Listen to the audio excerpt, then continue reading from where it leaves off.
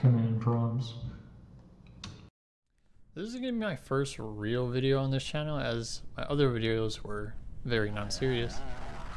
Linux came to me in a dream where there was this little Linux fairy dazzling afar. It flew over, nearing my head. "Windows sucks," said the fairy. I'm only joking. Linux came to me when I was seriously encountering issues on Windows more commonly. For example, there was this stupid thing with Windows Explorer being a dependency to the front UI for some reason. It often crashed or restarted if I killed Explorer. I don't know why. There was also the slowness of Windows themselves appearing and taking forever to respond. Also, there were many sub-processes in the background, like Adobe Creative Cloud, which was after I had installed it, still running on my system. There were the annoying updates, which would scream at you from the bottom right of your screen if you decided to never update. Also, for some goddamn reason, the Razer mouse I had at the time would auto install drivers and their stupid app automatically in the background, which I found very frustrating.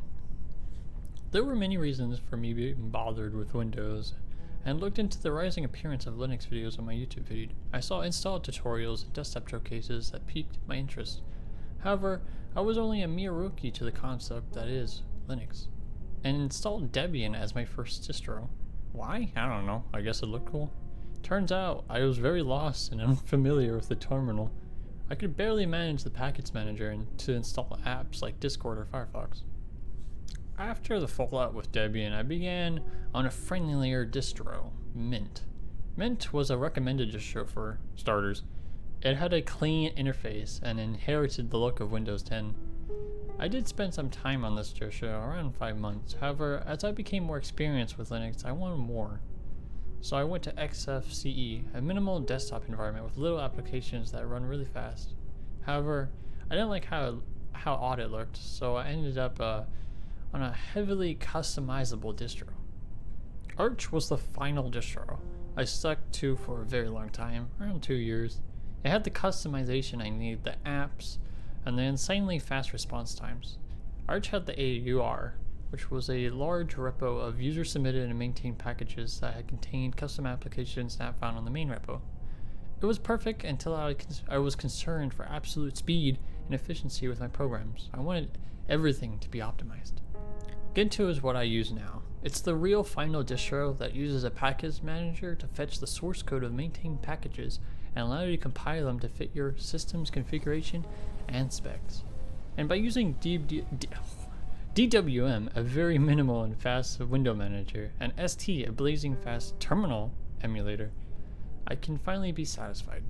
Gentoo is where I lay now, away from the chaotic mess that is Windows. Would I go back? Hell no.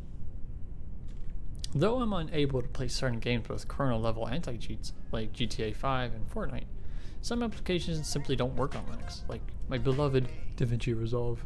However, there's Kdenlive, which is fine, but I'm not gonna complain. In the end, should you use Linux? Short answer, generally no. If you have the time and are willing to commit yourself to learning about how a computer works, and being friends with the terminal, it would be worth the learning experience. However, you want to be able to depend on your system without it not trying to break down, use Windows, because it'll always be there to get things done. Just a little footnote to this video if you're curious about my Linux setup. I currently use DWM as my window manager, ST for my terminal emulator, Firefox as for my browser, Neovim as my text editor, and VS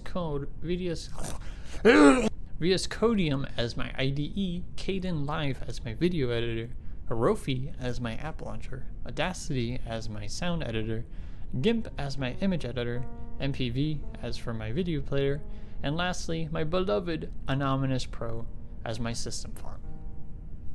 Thanks for watching this tiny video about my Linux journey. Not really a long video as I wished for, but hey. However, I'm saving my time for making longer videos about my game development timeline on my game and previous games on Roblox, and as well for Xanol, my creative fiction project. Well, that's all for today. I wish you a good night, good morning, and a good afternoon. Bye.